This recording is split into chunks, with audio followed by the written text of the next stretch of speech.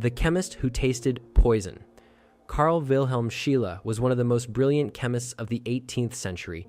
Born in Sweden in 1742, Scheele worked most of his life inside small laboratories attached to pharmacies. Without the funding or equipment available to the great universities of Europe, he relied almost entirely on curiosity, patience, and an unusual habit that would eventually cost him his life.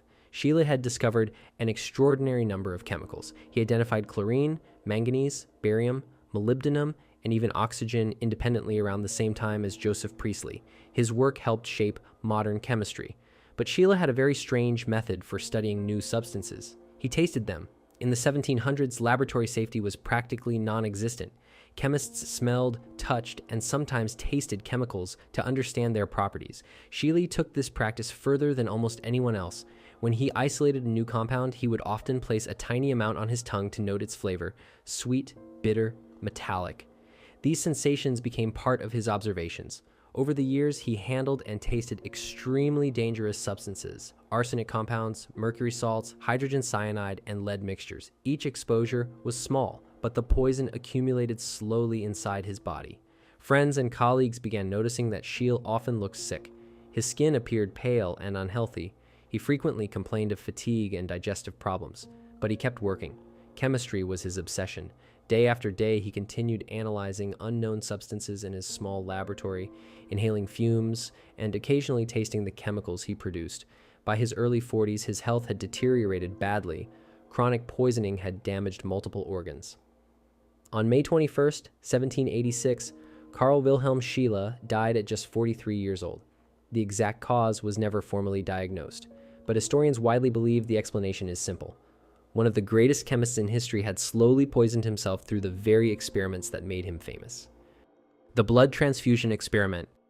Alexander Bogdanov was a Russian physician, philosopher, and revolutionary. Born in 1873, he believed science could reshape the human body itself. In the 1920s, Bogdanov became fascinated with a radical idea that was gaining attention among some scientists at the time.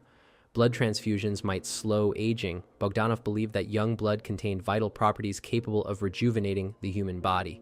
If an older person received the blood of someone younger, he thought it might restore strength, improve health, and potentially extend life. Rather than testing the theory on animals first, Bogdanov decided to experiment on himself. He founded one of the world's first blood transfusion institutes in Moscow and began conducting a series of personal experiments. Over several years, he performed transfusions using blood from young volunteers, often students. At first, the results seemed promising. Bogdanov claimed his eyesight had improved. He said his hair loss had slowed. He even told colleagues that he felt physically younger. Encouraged by these results, he continued the experiments. In April 1928, Bogdanov performed another transfusion. The donor was a young student who appeared healthy, but the student was unknowingly suffering from malaria and tuberculosis. At the time, blood screening was extremely limited.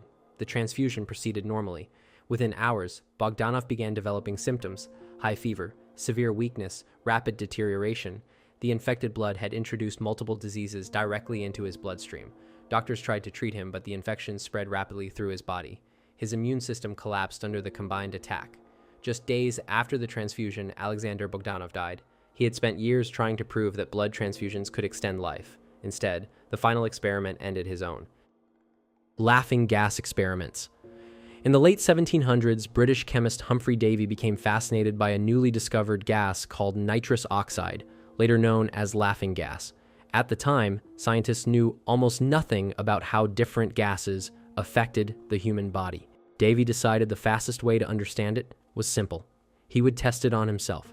Working at the Pneumatic Institution in Bristol, Davy began inhaling nitrous oxide through a breathing device connected to a gas bag. After each test, he carefully wrote down the effects he experienced. The results were strange.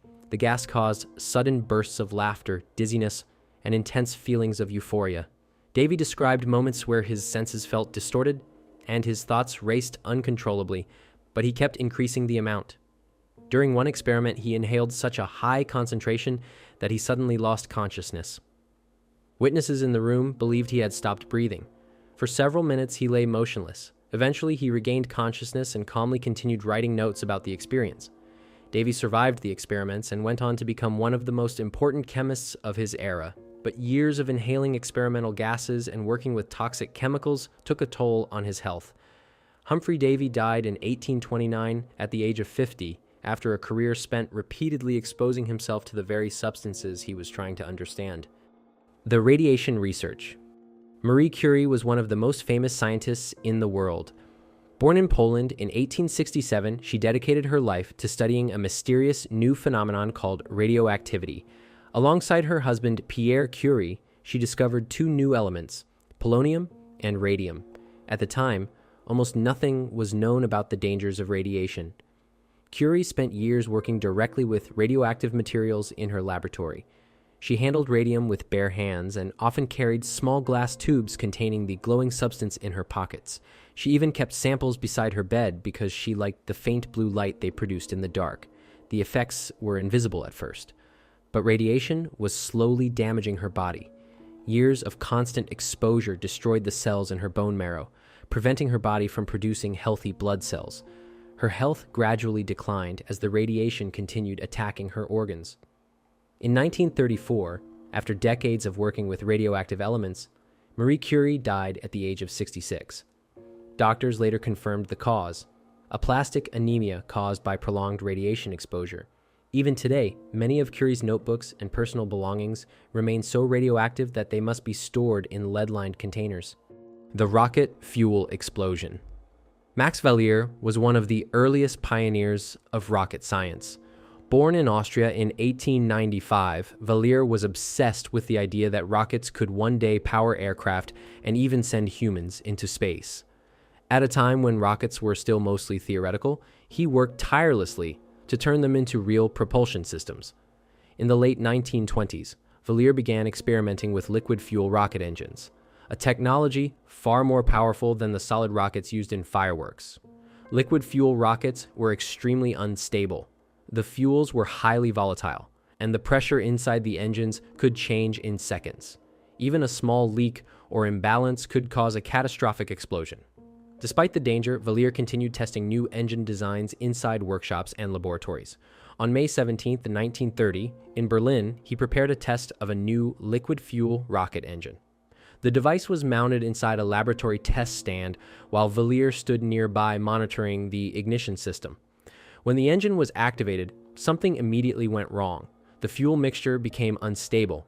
Within seconds, the combustion chamber exploded with enormous force. Metal fragments from the engine casing blasted outward across the room. One piece of shrapnel struck Valier directly in the chest. The impact was fatal. He collapsed almost instantly as colleagues rushed to his side. Max Valier died at the age of 35, becoming one of the first people in history killed during rocket propulsion experiments.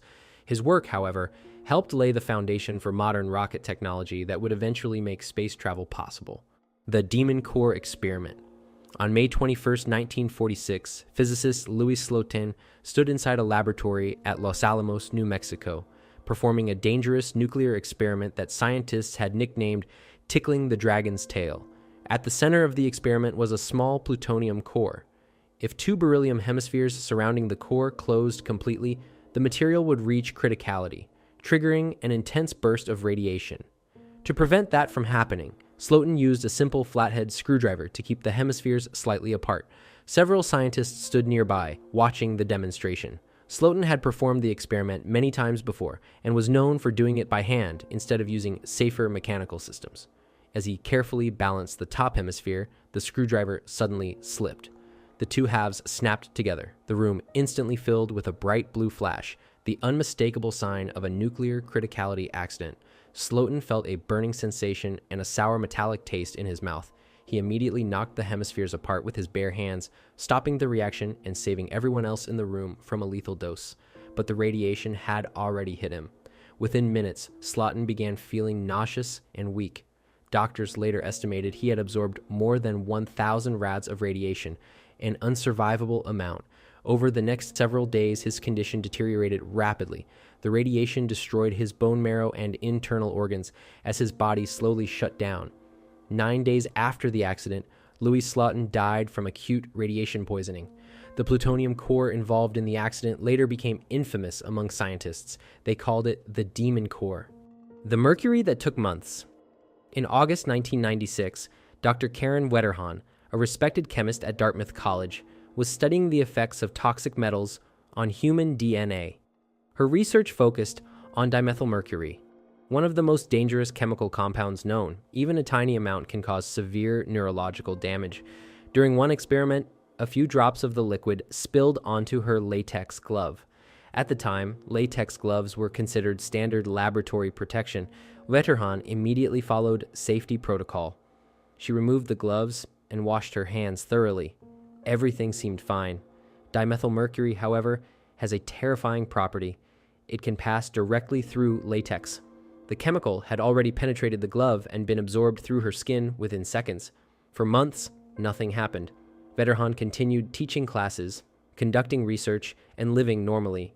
The mercury was silently accumulating inside her body, slowly making its way into her nervous system. Nearly 5 months later, the first symptoms appeared. She began losing her balance. Her speech became slurred.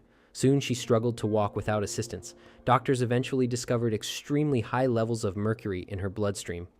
By then it was too late. The toxin had already crossed into her brain, destroying neurons throughout her central nervous system. Her condition worsened rapidly as she lost the ability to speak, move, and recognize people around her.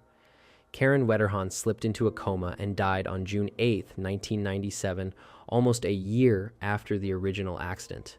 Just 2 drops of the chemical had been enough. The man who drank radiation. In the late 1920s, Eben Byers was a wealthy American industrialist and amateur golf champion. In 1927, he suffered a minor arm injury after falling from a train bunk. His doctor recommended a new product that was becoming popular at the time. It was called Redithor. The drink was marketed as a scientific health tonic that could restore energy, improve vitality, and cure a wide range of illnesses. Each small bottle contained water infused with radium, a radioactive element that people at the time believed had healing properties. Byers began drinking it daily. He quickly became convinced it was improving his health. He felt more energetic and started recommending it to friends. Eventually, he was drinking 2 to 3 bottles every day. For nearly 4 years, he consumed hundreds of bottles. But radium behaves chemically like calcium. Once inside the body, it settles directly into the bones, where it continuously releases radiation. Slowly, the radiation began destroying his skeletal tissue. By 1931, the damage became impossible to ignore. Byers' teeth began falling out. Painful abscesses formed along his jaw. Doctors discovered that sections of his jawbone were literally disintegrating. Surgeons attempted to remove parts of the infected bone, but the radiation had already spread throughout his skeleton. His body continued to deteriorate. On March 31, 1932, Eben Byers died from radiation poisoning. The levels of radiation in his body were so high that he had to be buried in a lead-lined coffin to contain the radioactive contamination still coming from his remains. And that brings us to the end of the video. If you enjoyed it, make sure to leave a like and help boost the video. And don't forget to subscribe so you don't miss the next one. See you soon. Bye.